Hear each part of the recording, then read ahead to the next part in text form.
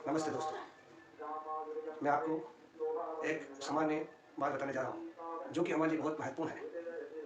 क्या? कि आज जो हमारा भारत है, भारतवर्ष अंग्रेजों के गुलाम रहा, उसके पहले मुगल शासक थे और उसके पहले भारत सोने की चिड़िया कहलाता था। क्यों?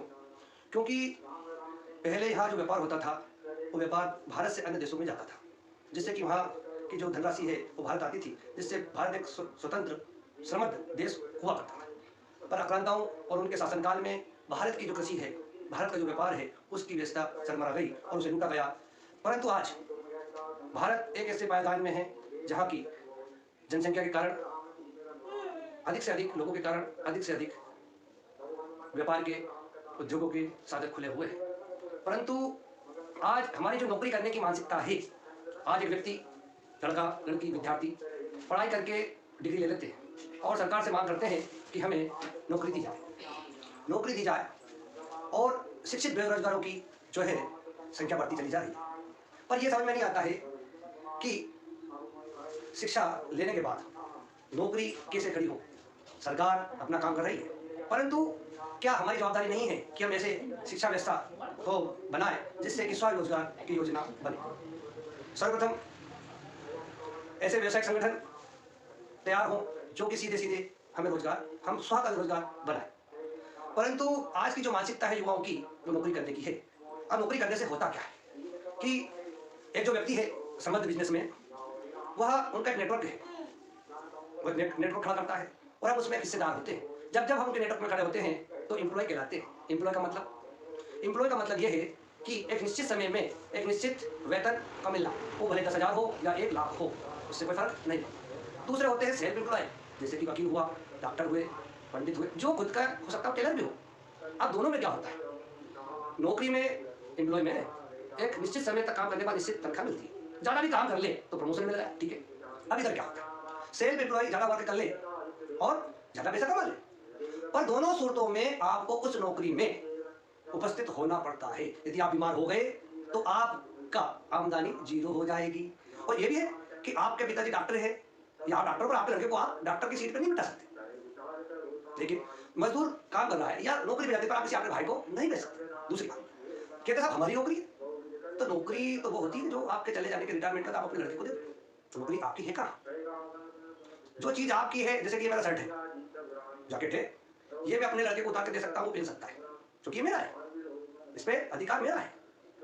तो दो किस्म के लोग हो गए, एम्प्लॉय और सेल्फ एम्प्लॉय, जिनकी निश्चित आमदनी और निश्चित समय, 8 घंटे बजाना, मतलब बजाना। दूसरी तरफ क्या है कि होते हैं बिजनेसमैन, दूसरे होते हैं इन्वेस्टर। इन्होंने क्या किया, इन्होंने एक पाइपलाइन क्रिएट की, एक टीम वर्क का निर्माण किया, नेटवर्क। संघे शक्ति कलयुगे, आज इस युग में हम जी रहे हैं, उसमें संघ की, यूनियन की और टीम वर्क की जरूरत है। टीम वर्क करने से होता क्या है, बड़े बड़े बिजनेसमैन भी पाइपलाइन टीम वर्क बनाते, पूरी हिरार्की बिछा देते। अब टीम वर्क इकट्ठा हुआ और दूसरे चौथे किस्म के हैं, वह इन्वेस्टर, निवेशक। वह खुद का पैसा कंपनी के शेयर में लगा देते हैं और उनके प्रॉफिट और लॉस को करते हैं। पर ये दोनों वर्ल्ड के 5% लोग ही हैं और 95 पैसा उनके पास होता है। और इधर सेल्फ एम्प्लॉय और एम्प्लॉय, ये वर्ल्ड में 95% है और 5% पैसा इनके पास ही आता है केवल। इससे आज हमारे भारत में बेरोजगारी बढ़ी। बेरोजगारी का बढ़ने का दूसरा कारण क्या कि भारत में दूसरे देश की विदेशी कंपनी आ गई, उनके स्टार्टअप जमा लिए और उनको क्या मिल गए, कस्टमर। जो कष्ट में मरे वो कस्टमर। कस्टमर का कैसे, श्रम। 40 रुपए की चीज कंपनी की, वो ग्राहक तक यानी कस्टमर तक आते आते 100 रुपए की हो जाती है। इस बीच में क्या होता है, जो 60% पैसा है वह पैसा नेशनल स्टॉकिस्ट, होलसेलर, रिटेलर, और सबसे ज्यादा पैसा जाता है विज्ञापन में। विज्ञापन में ठंडा मतलब कोका कोला। आज हमारी लस्सी को भूल गए और दिमाग में आ गया ठंडा मतलब कोका कोला।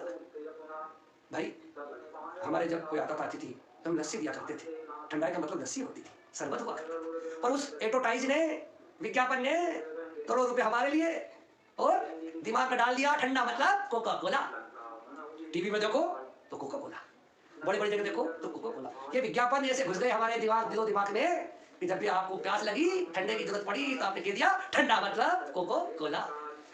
अब तो ये विज्ञापन ने आपके दिलो दिमाग में डाला गया। भले वो टॉयलेट साफ करने की व्यवस्था हो, उससे आपको कोई शरीर में कई प्रकार के नुकसान हो रहे हो, उससे कोई मतलब नहीं है, हम लस्सी बोल रहे हैं।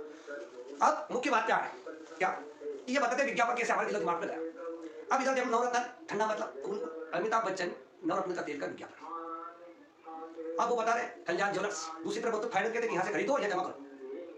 अभी थोड़ी देर पहले जूही चावला कहती है केस की लगाओ बाल आ जाएंगे। अरे भाई बाल आ जाते तो उसके पति के बाल थोड़ी उड़ गए, उसको ही लगा ले। अब वो टीवीएस का कर रहे साहब खिलाड़ी, शानदार सफारी, शानदार जीवन, भाई वो कभी उनका यूज करते हैं नहीं करते भाई, उनको पैसा मिलता है आपको देने के लिए, और आप जो है अंधे भक्त, अंधा अनुकरण उनकी बात में आ जाते हैं और दिमाग का उपयोग नहीं करते। तो ये सभी का उपयोग हमारी बहुराष्ट्रीय कंपनी, विदेशी कंपनी करती है। अब विदेशी कंपनी करने से आपको कौन कहता है, जैसे कि आपसे पूछा कि आपसे कौन सा यूज करते हैं साबुन बनाने के लिए, तो आप कहते फलानी कंपनी का। भाई आपको कैसे पता चला कि फलानी कंपनी का? एडवर्टाइजमेंट देकर फिर बाजार में गए तो हम मिला, आप मिलेंगे ठीक। अब वहां से आप कस्टमर होने लग गए, आपने खरीदा, कस्टमर बन गए, कस्टमर बन गए आप ठीक। अब जितना भी बजट है कंपनी का, एडवर्टाइजिंग का, सब आपके ऊपर पड़ा। तो ऐसे करते हुए बहुराष्ट्रीय कंपनियां जो कि विदेशी हैं, हमारे भारत का प्रति वर्ष 21 लाख करोड़ विदेश में जाता है। यही पैसा यदि भारत में रुक जाए तो भारत अमीर हो सकता है, क्योंकि खुद भारत का पैसा है। कैसे रुके भाई, आदत हमारी पुरानी। आज हम देखें कि रामायण जी के समय सीरियल चलता था, उस समय एक बिटको कंपनी हुआ करती थी, काला दंत मंजन। उस समय कोलगेट ने गजब का प्रचार किया, कैल्शियम मिलेंगे, दांत मजबूत होंगे, मसूड़े मजबूत होंगे। भाई सालों हो गए कोलगेट का यूज करते करते, क्या हमारे दांत कमजोर नहीं? कई लोगों के दांत खराब हो गए, कहने का मतलब वहां से कैल्शियम नहीं मिला, बात झूठी। अगर कैल्शियम डाले तो फिर एटोटाइज के पैसे कौन दे? उनका मतलब एटोटाइज में पैसा दे दो, क्योंकि एटोटाइज देख के ही ग्राहक कस्टमर वो चीजें खरीदता है, क्योंकि उन्हें क्वालिटी देने से कोई मतलब नहीं। जब क्वालिटी है ही नहीं, चीज शुद्ध है ही नहीं, और दूसरी आप खरीदो जाए पैसा विदेश में, तो मेरे भारत के लोगों जागो, भारत के निर्मित कंपनियों के द्वारा जो प्रोडक्ट हैं उन्हीं का उपयोग करो, और देश के निर्माण में, आत्मनिर्भर भारत के निर्माण में सहयोग कीजिए। देश का पैसा देश में रहेगा तो देश उन्नत होगा, स्वर्ण की चिड़िया बनेगा।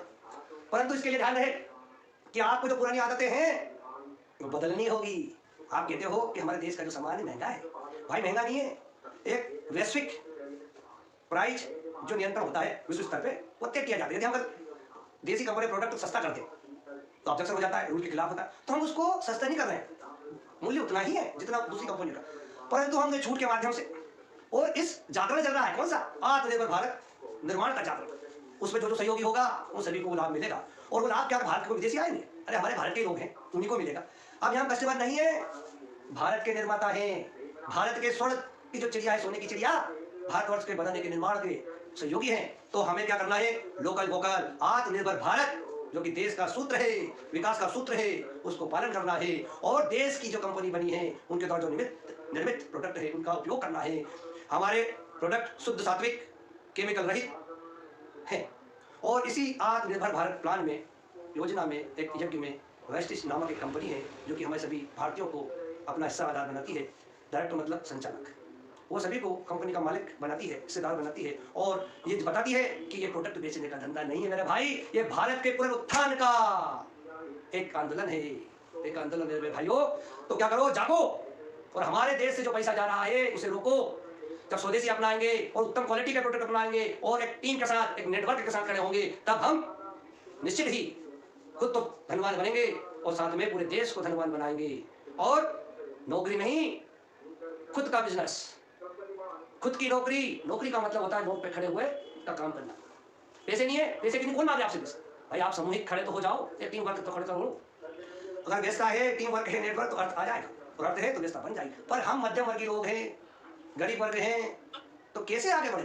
तो भाई समूह से आगे बढ़े, संघ से। संघ शक्ति कलयुग है, कलयुग में एक ही मंत्र है कि आप संघ में आइए, नेटवर्क बनाइए और देश को आगे बढ़ाइए। भाइयों, अब इसी के साथ पंडित योगेश शर्मा आपसे विदा चाहता है। धन्यवाद।